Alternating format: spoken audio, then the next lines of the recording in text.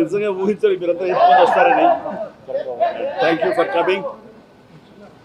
ఈ రోజున నిజం చెప్పాలంటే చాలా చాలా ఆనందంగా ఉంది. 45 సంవత్సరాల సుదీర్ఘ ఈ కళా సేవకి కేంద్ర ప్రభుత్వం గుర్తించి పద్మవిభూషణ్ అవార్డు ఇవ్వటం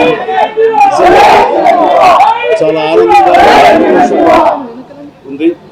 సో భారత ప్రభుత్వానికి దానికి వెనకుండి ఈ అవార్డు రావడానికి కారణభూతులైన ప్రతి ఒక్కరికి నా హృదయపూర్వక ధన్యవాదాలు తెలియజేస్తున్నాను. అండ్ ముఖ్యంగా ఈ అవార్డు రావటం వెనుకాల నా కృషి, నా కళాసేవ ఈ సమాజానికి ఎంతో కొంత ఇతోధికంగా నేను చేసినటువంటి సేవలు ఇవన్నీ పక్కన పెడితే నన్ను గుండెలో పెట్టుకుని ఆదరించి ప్రేమించినటువంటి నా అభిమానులు, అలాగే ప్రేక్షకులు, అలాగే నాకు ఎన్నో అవకాశాలు ఇచ్చి ఈ రోజున నన్ను నేను లాగా తీర్చిదిద్దుకోవడానికి కారణభూతమైనటువంటి నా డైరెక్టర్స్కి, నా నిర్మాతలకి, నా ఇతర టెక్నీషియన్స్కి, ప్రతి ఒక్కరికి ఎవరైతే దోహదపడ్డారో ప్రతి ఒక్కరికి నేను ధన్యవాదాలు తెలియజేసుకుంటూ ఈ అవార్డ్ ఇదంతా వారి సహకారం నేను ఈ ఎత్తుకు ఎదగడానికి కారణమైనటువంటి వారందరిది. కాబట్టి ఈ సందర్భంగా మరొకసారి నా సంతోషాన్ని తెలియజేసుకుంటూ నేను ధన్యవాదాలు తెలియజేసుకున్నాను. Thank you so much. ఏ టైంకి ఏం రావాలో అది వస్తుంది తప్ప అది రావాలని ఆశ పెడితే వచ్చేది కాదు. ఏమండి